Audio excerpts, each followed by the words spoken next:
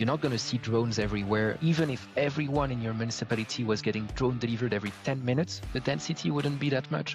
Where we operate, what people tell us is just like, well, you can deliver me with a pony if you want, but like just deliver to me.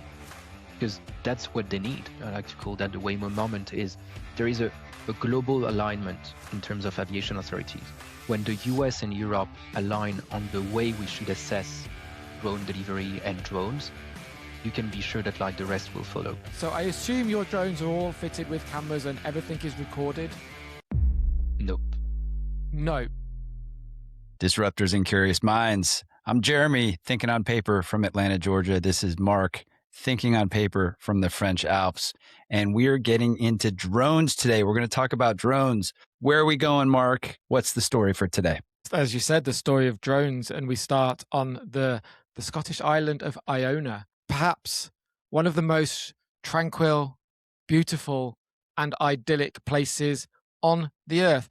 But tranquil, idyllic, beautiful places have a logistics problem very often. If you want something delivered, not so easy when you live isolated, removed from civilization, from Parcel Force, from Amazon, from UPS, from whoever delivers your mail, your parcels, your post. And today's guest runs a drone company called Iona Drones, and he is closing the gap, bridging the gap to those isolated, remote, beautiful places where millions of people live that can't get their parcels delivered. And he's joined us today to explain the ins and outs of what might become instant autonomous delivery logistics, the final mile. Welcome to the show, Etienne. Welcome to Thinking on Paper. Thank you for thinking on paper with us. Thank you. Thank you very much for the invitation. So in preparation for the show, I actually went and spoke to a logistics company in the French Alps who deliver to remote places. And I told them about the show. I told them about you and Iona Drones. And I said, imagine you're going to speak to Etienne. What do you want to know?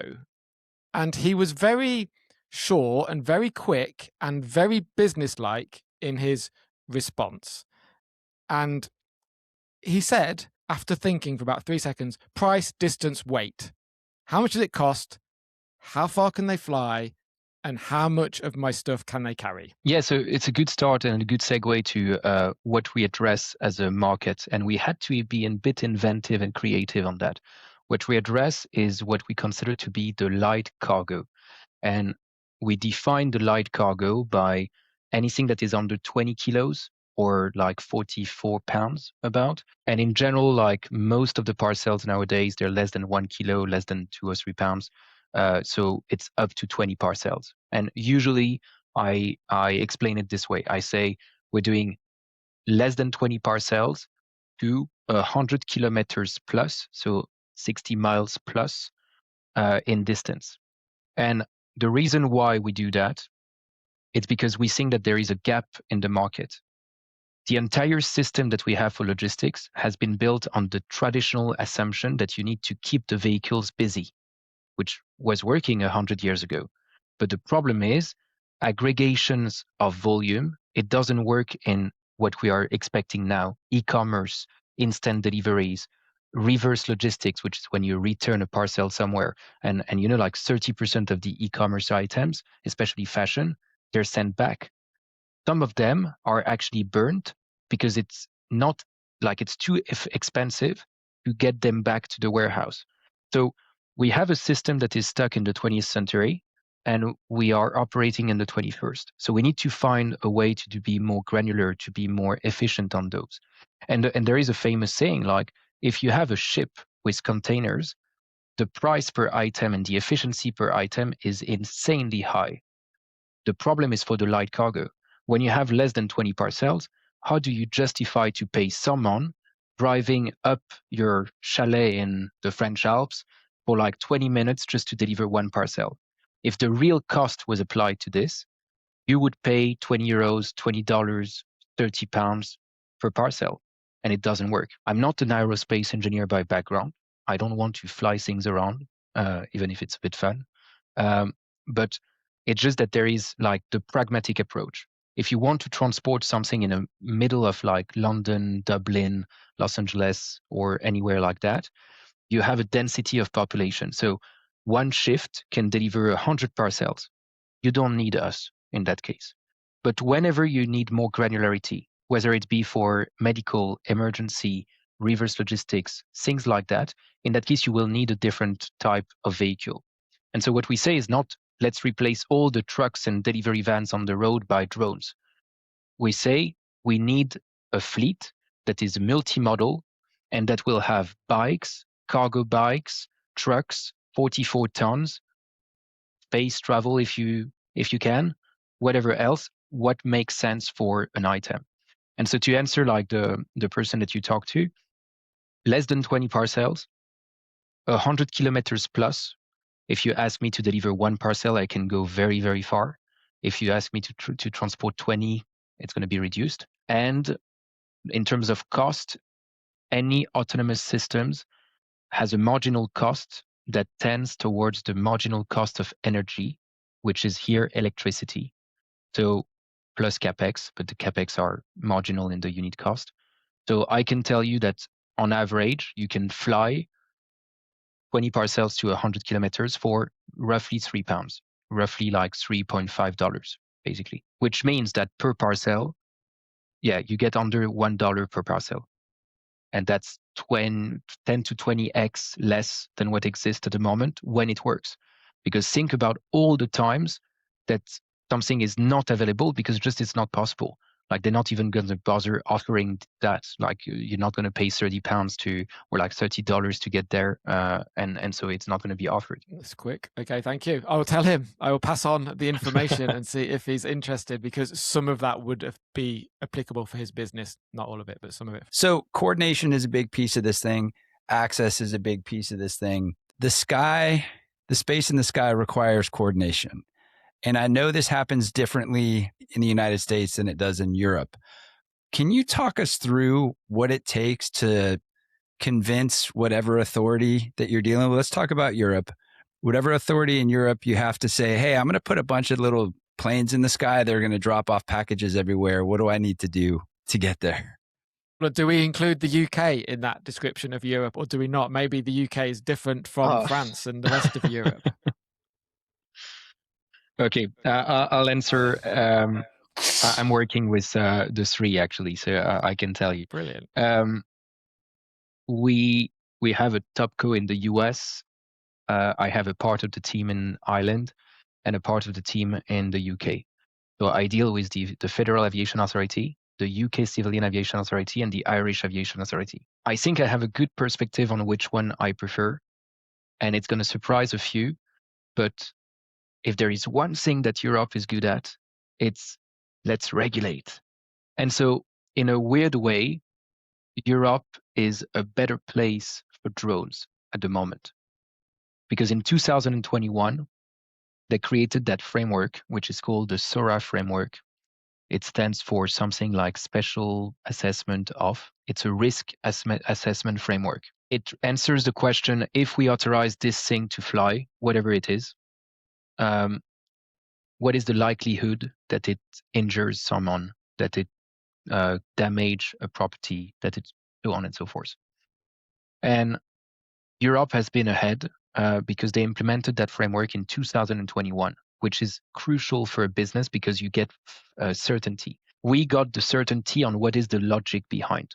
And when you have the logic, you can finally start a business, which answers a question that you haven't asked, which is, why is it possible now? And we've heard about drone delivery for like 10 years now, more than 10 years. I think Jeff Bezos talked about drone delivery in 2013. So what happened in between? There was a first mover curse. The technology was not there. And there was not like the regulatory framework to actually know what you need to build. So 2021, we got that.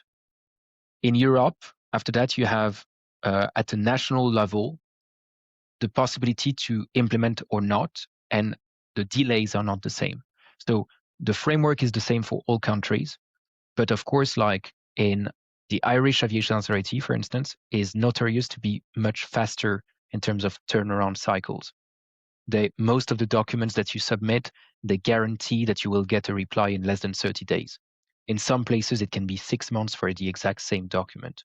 So of course, the pace of iteration matters. And when I started to work on what should be the strategy, the geographical strategy for Iona, I'm a very pragmatic person. You will notice that I'm not in France. It's not because I don't like the country. It's because, unfortunately, it's not the best place to iterate. The best place to iterate in terms of cycles is Ireland.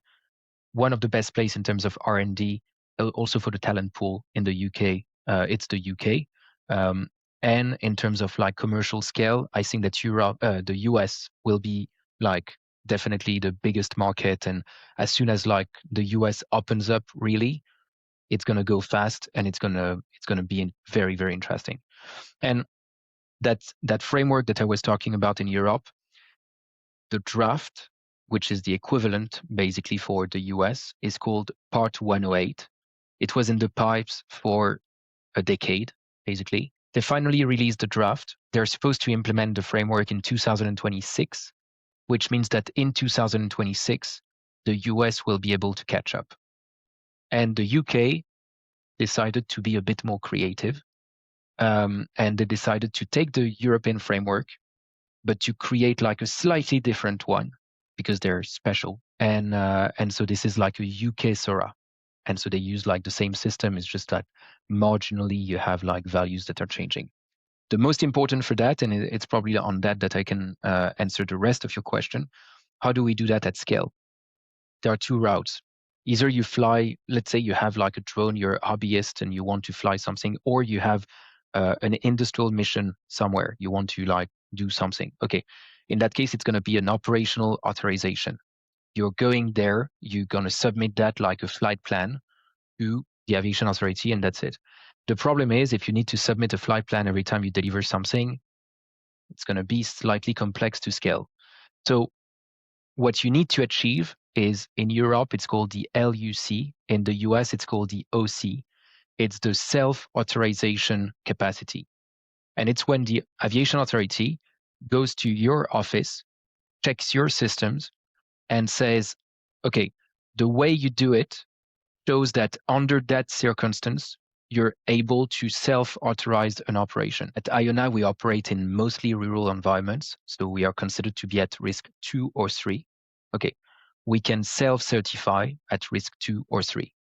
And in that case, what the aviation authority will tell us is, okay, under CEL 2, which is the risk level 2 or 3, with those criteria, you can self-authorize any operation.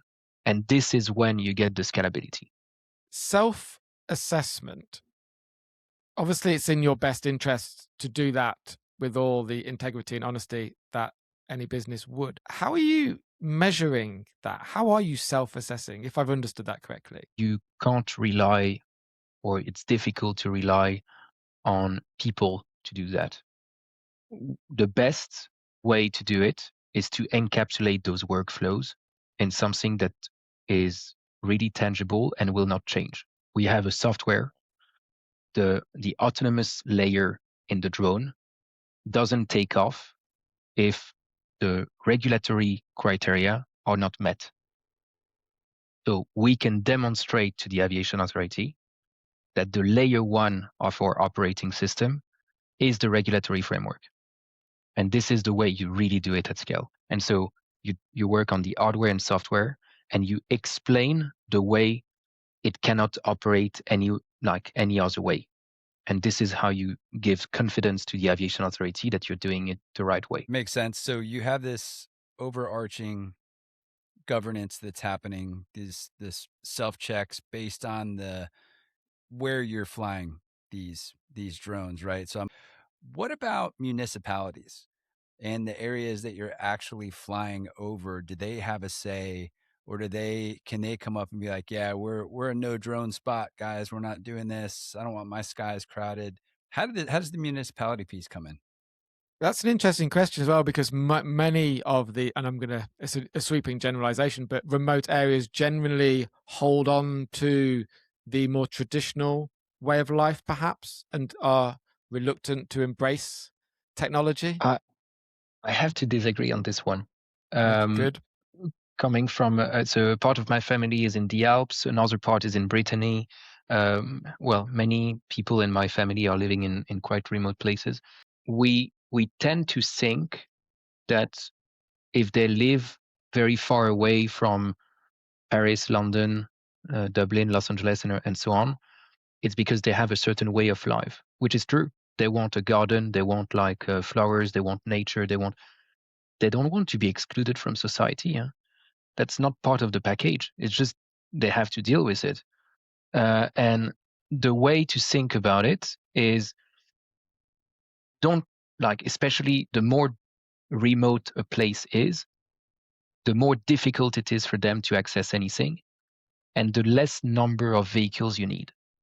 So if you live in a small municipality somewhere, you're not going to see drones everywhere, like in a dystopian world with like the sky full of drones and everything. Because literally, even if everyone in your municipality was getting drone delivered every 10 minutes, the density wouldn't be that much. Huh? Where we operate, what people tell us is just like, well, you can deliver me with a pony if you want, but like just deliver to me. Because that's what they need. I want to congratulate you and congratulate your bravery for choosing the west coast of Scotland to fly things. I'm from England. I understand the British weather. So the drone is flying across the North Sea to deliver a parcel. Maybe 10 days a year, great. The sun is shining, there is no wind. Like, you didn't choose an island in the Mediterranean where you have 250 days of sunshine and no wind. What's the fail-safe? How windy and how rainy and how terrible can that British weather get before the drones don't fly? I'm coming from combat sports, so make the training hard so that the fight is less difficult. And I think Scotland is a good way. Ireland is not that bad also. Why we do it this way? Because it makes sense. This is the places where we want to fly.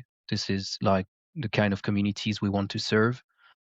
And weather vulnerability is not actually that big, like not that a problem. I can explain the two variables in weather vulnerability, and the second one is the most important. The first one is you need to be able to go upwind. How much trust do you have on your propellers? That's extremely easy to assess, and the aviation maps are quite accurate also. So we use regulatory approved buffers. If you operate in Galway, if you operate in places where the wind can be quite strong or the rain can be quite heavy, you will just adapt the hardware if needed. But the IP rating for the rain is very simple to do because we're talking about a fuselage. So everything is inside a fuselage anyway. And the capacity of the propellers to operate in a strong weather, it depends on how you configure the drone based on the use case. We have a complete modularity on that. So if you tell me that you really operate for offshore platforms in the North Sea, I might not get you the same configuration that what you will get if you operate in Cambridge. How It's going to be windy? slight. Oh, at the moment we operated at more than 12 meters per second in wind speed, which is covering a good, I would say like more than 80-90% of the times in the UK. What we want to achieve, and this is something that, for instance, Mana in Ireland has, is we can operate in more than 95% of the weathers. And more than 95%, it means that like, yes, if there is a storm, we're not going to go, or we're not going to go. We will actually go because a delivery van or a road vehicle, it would be too dangerous for them. So if you want like emergency supply chain, you might want to send an unmanned drone instead of like a delivery van. But 95% is a good threshold. It has been proven. We wouldn't be the first. That's not like the major risk. The second aspect of weather vulnerability and in general, like how do we cope with weather, is software. If you have ever flown a DJI drone, for instance, it's extremely stable to the point that like it's really impressive. That's just software. The more you train the system, the better it is at doing like a return to balance, basically. So it's a non-linear PRD, and so like you can actually have a system that is capable of handling wind gusts, handling like very complex weathers, handling like last-minute adjustments and everything, and it's super stable. How many deliveries have you guys completed to date? Commercially, 0, because aviation authority. So It takes time. You guys are in waiting to get some of those approvals to kind of move forward with commercial delivery. We have the approvals. It's just that we don't have a need to use them at the moment. So we can operate deliveries in places. We have demonstrated that we can get the authorization, but at the moment, I don't have the production capacity to answer your demand anyway if you're a logistics operator. So what we did, and the priority for 2026, which was also like late 2025, is how do we scale our ops team? How do we scale the manufacturing capacity? We just won a project in Ireland for 3.8 million with Air Composites, which is a supplier for Airbus, and TU Dublin. We did demos with a number of customers. Some of them are going to be posted online very soon, so they can follow, your audience can follow us on LinkedIn, and they will see that very soon. But before we get to real commercialization, we need most likely another round of funding, and also we need to have a bit more in terms of headcount because we're basically at maximum bandwidth capacity at the moment. Got it. Okay. So a lot of the stuff like the contract that you just mentioned sounds like a great one. You'll develop a solution specifically for that aerospace supplier from a logistics perspective. Explain what you're doing with those guys a little bit more. Air Composites is a partner. They're producing the airframes for us. So we have a very specific drone. Maybe that's worth mentioning for the people listening. When you think about drone, I can guarantee that you're not thinking about the one that we operate. We have 11, 12 feet in wingspan, 3 meter in wingspan, basically. It looks like a plane. It takes off vertically. It has 95 liters in cargo bay capacity internally, which is like the size of a bathtub. So we're not talking about the same type of aircraft. And because of that, sorry to interrupt you. Yeah, if you look on Instagram, I looked at some videos and shapes and pictures, and these look like small aircraft, small airplanes versus these little, quadcopter motor plastic things. Yeah, for sure. Yeah, I like disruptive technologies, but to be honest, in terms of the shape of the aircraft, it's something that has been optimized quite a lot in the past century. So reinventing the wheel on some stuff is interesting, and the tilt rotor that we have is very specific. We take off vertically, and then the propellers are switching to horizontal, so that we get the efficiency of the wing and we become a plane, basically. That's very efficient because when we are wing-borne, we use very little electricity, so we can increase the performance. And there is a reason for that around like energy efficiency in autonomous systems being like the main driver for cost. But yeah, we optimize the light cargo drone. So one thing that we need to really like work on is the manufacturing, because we have this very specific airframe and because we need to do it aviation grade. So it's not something that you can like just build or assemble just like that. One of the things that I've noticed in reading about drones is this idea of like getting the ability to operate outside of the visual line of sight of these things. And I'm assuming you're with these airplanes and the distances you're covering, that's the realm in which you're pursuing, correct? Yes, I was sparing you with the BVLOS jargon, but let's get into it. BVLOS stands for Beyond Vision Line of Sight. It's not a certification. It's a way to operate. If there are a few people that are aviation enthusiasts in the audience, they might know the IFR, which is the way you operate a plane without visibility. That's pretty much the same. I have to interject just to make my late grandfather proud of me. He wanted me to go to he wanted me to go to Embry-Riddle University Aeronautical and learn how to fly planes and all that stuff. So IFR and VFR, IFR instrument flight rules, VFR visual flight rules, right? So if the weather gets bad, you have to rely on instruments. You have to have IFR certification. That's kind of what you're talking about, right? Exactly. And that applies to BVLOS. So vision line of sight, when you can see a drone, it's VLOS. Beyond vision line of sight, it's when you can't see the drone. And so it has to be automated or autonomous, depending on the level that we apply.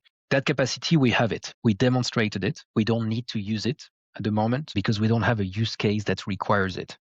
In order to fly beyond vision line of sight, you need to fly the drone at more than 1 kilometer of distance. What we do at the moment is still like operating the drone, working on the manufacturing at scale, training data and everything. So most of the time what we do is that we have multiple training facilities and we just like do circles around because we don't need it. But if we wanted to, we can do it. And what you need to demonstrate in that case is that you are compliant with the rules. If you want to operate at scale with those rules, you will need to demonstrate that like you can do it again, encapsulated complexity in a software or something like that, because otherwise it's going to be a bit more difficult to do like repeatable operations and so on. In the past few years, you had a lot of companies, especially in the US because they know how to sell, that were saying like, yeah, we're BVLOS. Doesn't mean much, to be honest. Huh? You can be BVLOS with a DJI drone. And yet, especially with the new rules, you will not be able to fly a DJI drone for drone delivery in the US. Like that's a guarantee. It's a great marketing stunt, but I think we need, like the industry needs to go back to a bit of like, okay, let's do the work. The way you do it short term is not the way you do it long term. And the real thing is like, how do you get repeatable operations? BVLOS is just the way you fly. Mark, that sounds like the Le Chatelier principle from our book club. I was thinking exactly the same thing. Yeah, the short and with an industry like this as well, the short term and the long term are so disconnected about what you can do in the immediate future and what will be possible in 5 or 10 years. Etienne, I think, speaking from personal opinion and experience, people have two fears about drones. I think one is the skies being full of drones everywhere and you're not being able to move. Okay, I think we've put that one to bed for this. I think the other is data and privacy. So I assume your drones are all fitted with cameras and everything is recorded? Nope. No. Okay. So, no, not at all. We don't want to rely on cameras. Not because I don't want pictures of you in your garden sunbathing, but just because we don't want to be dependent on that. Anything that is flight dependent has, like, if you're dependent on a camera, you're actually dependent on something that doesn't work a lot, like very often in the day. So your drones don't have especially at any night. cameras? No. And we can fit one. But if we can avoid fitting one, we stay like as simple as possible. If you want to fit a camera, it can be like, it can have a few use cases. So like, for instance, if you want to operate, this is very often for like the suburban delivery companies. You can think of Flytrex, Google Wing, Mana. They use a camera because it's a way to risk mitigate. The aviation authority will tell them, yes, we know that you have a GPS RTK, which is extremely precise, but we want redundancy. We want you to make sure that when you lower the cargo, because most of them are using like a thread or a winch, you know exactly where it goes. And that way we can be 100% sure that like where we deliver is exactly where it has to be delivered. And in other use cases, you don't need that. You're going to upset a few people, who are going to be waving at the drone when their parcel comes. You're like, here I am. And that's the way to upsell. Like we're adding like an option, a bonus, like we can get you a family picture if you stand here in the garden at exactly the right time. I think it could be a really interesting differentiator for you guys, saying that we don't want drones that don't want your data. We're just trying to get GPS information, probably altitude, wind speed, all the things that you're looking for from an aerodynamics perspective and efficiency, flight path. That's what you're working on. That's what you're taking in. That's what's training. When you talk about these training missions and the models that you're feeding, those are the inputs, right? Yeah, in the age of AI, everyone is talking about proprietary data, which is a real thing. We are using a lot of AI, sometimes using the previous name with reinforcement learning and stuff like that. But we have a number of things that are extremely valuable on proprietary data. The way we do like the automation on some paperwork for the aviation authority, the way we are optimizing physics models in 4D, so like 3D with time, so that we are managing the complexity of like DAA, so detect and avoid. Like we can have a fleet of drones operating in the same airspace and so on and so forth. So we have a lot of software, we have a lot of data. we're not interested in like non-aeronautical, non-robotics data. That's way too much to handle. The reality is 99.9% of the time you want something that is like really efficient at one job, not that is like trying to be a jack of all trades because you're not going to be competitive. So we don't use your data. We don't collect actually your data. Okay, so real quick, everybody, just in case you had to pop out and go get a drink or something, two things. One, drones aren't going to cover the sky and block the sunshine. There's plenty of space up there for everybody. And these guys aren't going to take your data or videos of you sunbathing. So let's move back, Mark, if we can, to the thing you started with. You talked to this logistical company today. They asked these three questions very poignantly. Let's say, Etienne, for a bit of a thought experiment, we get Mark's buddy and you guys hooked up. He's like, yeah, I want to start with one drone. I want to look at this geography. Imagine you have the funding. Imagine everything's in place to deliver this solution. What does it look like? Let's unpack it. Okay, so either you're a professional logistics operator, in that case you have a system that you use, EMS, transport management system, or you might be an hospital, you might be like a single player somewhere that needs like a type of delivery. Offshore platform, for instance, is a good example. In that case, you won't have anything and we'll get you a portal. The portal is going to show you like the geography and we're going to assess flight routes with you. So we're going to show you like what you can do and you're going to click on the point of delivery and we're going to show you how it works. And then we're going to assign, you're not going to buy it because you can't really like buy our drone, but we're going to assign a drone to your warehouse, to your depot, to your location. And then from there, we're going to show you how it works. It's quite simple, to be honest. We're even going to get you like small tools like the maintenance app. So it's going to be able for like, you're going to scan a QR code and it's going to tell you have to change the battery or you have like to do things like that. And we'll make it like as simple as possible so that you don't need any expertise. And then once it's ready, so once like there is an implementation time of probably like 2 or 3 months minimum to get, depending on where you operate, also like which country and everything, just to get the authorization to show that it works, to train like potentially the people that you have locally on how to use the technology and everything. Let's say maximum 6 months, and then you're going to be good to go. And when it's completely mature and at scale, it's just a matter of like, okay, I have this parcel, I have this thing that I want to deliver. Either it's an automated route that you do like every day or every now and then, and in that case you don't need anything. It's just programmed, and you put the cargo in the drone, and it goes. When the drone lands in the other, like at the delivery point, for instance, you don't need anyone because the drone has actually a cargo bay that is opening from the bottom. So it opens the cargo bay, it drops the parcel, and then it flies away. And it's going to be able to do that back and forth constantly.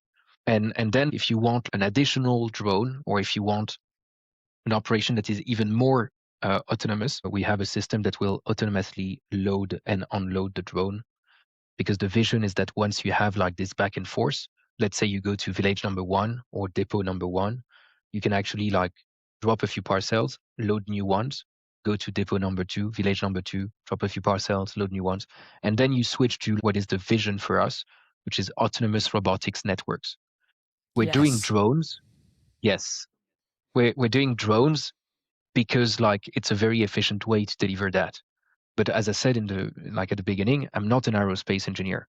I'm working with many now, but I'm not trying to fly things around if it doesn't make sense.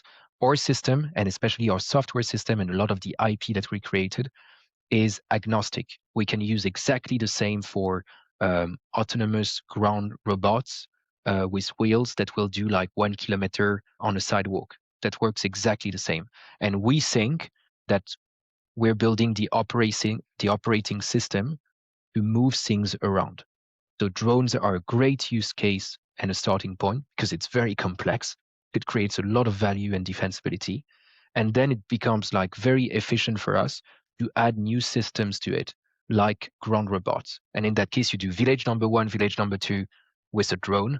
And then village number 2, either you do like a drone delivery directly in the backyard of someone if they want to, or you can switch to another type of vehicle if it makes more sense, like a ground robot. This is total logistics reimagination. I think it's pretty cool. Have you considered taking a leaf out of Zipline's book and going, because they went to Ghana to transport blood around, to go into another country which it has less administration, and trialing your fleet there? No, well, I considered, of course, like moving and which country should be the best. The reality is, Zipline, for instance, is operating the P1 there, the platform 1, which is the what we call the fixed wing. So it doesn't take off vertically and everything. It's like a polystyrene wing on a very light cargo, and it drops a parachute with like a few vaccines, blood samples, or whatever. It doesn't take off on its own. It's a slingshot, and it doesn't land as well. It gets caught by a wire, basically. The reason for that is takeoff and landing takes a lot of electricity, so they wanted to maximize the range. It's a very efficient product market fit if you want to do like what they have to do, which is blood samples and vaccines and drugs in very far away places in Africa. The reality is it's completely different from what you have to do to operate in Europe or in the US. And this is why they developed the P2, because the P1 wouldn't be authorized to fly in Europe or the US. So to answer your question, I don't want to go there because it's a different business. It doesn't add any value to my stack. It's not data on which I can actually build up. And I'm not training what is hard, which is how do we do repeatable operation under that level of risk that is required with the aviation authority. Well, I think the Waymo moment that I like to call that the Waymo moment is there is a global alignment in terms of aviation authorities. When the US and Europe align on the way we should assess drone delivery and drones, you can be sure that like the rest will follow. And so if we comply with that, if we train under that environment, we are actually scalable. We are actually a proper business. Everything else is a marketing stunt. Roger that. Well, I think it's really cool the way you set the stage with this. Is it's a bigger picture than just, hey, you're not just a drone company. You're a coordination and logistics company based on a software stack that has drones as a part of it, has potentially robots as a future piece of that puzzle. I love what I heard today. I thought it was really cool. I've watched a lot of drone videos. They're freaking cool. There'll be a lot of people watching this and listening to this because they love drones. So just a couple of quick fire questions on the drone. How fast can it go? 126 kilometers per hour. How high can they go? Critically, as long as you have oxygen density in a sufficient quantity, quite high. But we don't operate like the evolution for drones is around between 120 and 800 meter in altitude. We can go higher, but after that, like not very efficient. You don't want to go super high if you don't need to. And last one, I know my logistics friend will rent the drones. If you wanted to buy one, how much would they cost? I'm not going to be a politician trying to avoid the question. I'm going to answer that question. But the thing is, in aviation, maintenance is the primary cost. So you replace the components every time. Like for instance, my motors need to be replaced or checks every 4,000 hours and everything. So it wouldn't give you like a very accurate figure if I tell you that at scale, a drone at the moment is more expensive than this. But like at scale, we expect the drones to cost between 20 and 30K.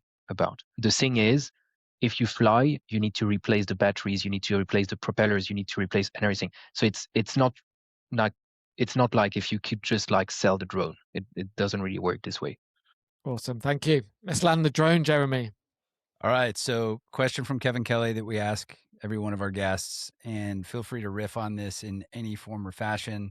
This is not a test. This is just a riff. So Kevin Kelly's question to you is, what do we want humans to be?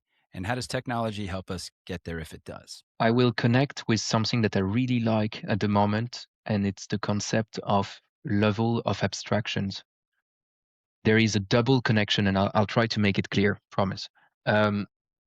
When you look at the professional work or when you look at technology, what we always try to do is climb up the levels of abstractions.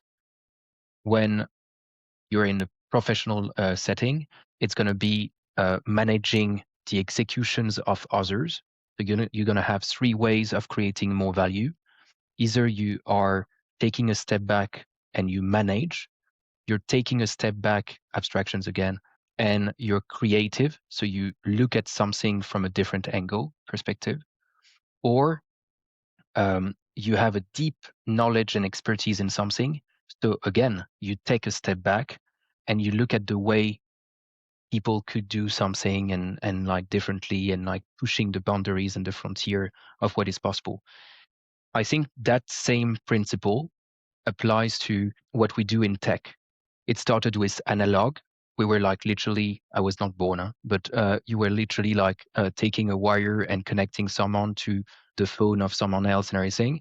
And then we encapsulated complexity. So we took a step back and we created the routing systems and everything and more and more and more. What we ended up doing a decade ago, basically, it's like more and more coding. So it's the way we interface with the machine. It was not analog anymore. It was like me or you talking to the machine. And what AI is doing at the moment is the new way of abstraction. So instead of coding, I can speak in plain English, and I can therefore add nuances that are not possible with coding, and I can encapsulate more complexity to get to a result. If you apply that to society now, why Jeff Bezos and others are looking at the moon, why they're looking at space, because they kind of finished the game, so they're looking at the DLCs now, and it makes sense, and it's probably needed also, because they got so far that they can take a giant leap in the abstraction level, and they can say like, okay, but business, whatever, and everything, we don't care. What humankind should do, and should we stay on Earth? Should we do that? Should we do anything? So I think that, to answer the question more precisely, I think that it's a bit like the journey that matters. And I think that humans are trying to find the meaning, and that's my favorite book, actually, Viktor Frankl, Man's Search for Meaning. They're trying to find a meaning, and they're trying to learn, and we're mostly driven by curiosity. Great answer. That was fantastic. Etienne, CEO of Iona Drones, joining us today for a wonderful conversation. We'll post a whole bunch of links and information, and we may even do a reaction video to your next launch. Let us know when it is, and we will do that. Thank you so much for thinking on paper with us today. It was a pleasure. Thank you. Yeah, thank you for thinking on paper with this. You can find all about Iona Drones at ionadrones.com, thinking on paper at thinkingonpaper.xyz. We have a NASA space rocket scientist on next week. If this conversation has got you thinking, wondering, dreaming, like, share, subscribe, and come and join us. Thinking on Paper. And until next time, be disruptive. Stay curious. Keep thinking on paper.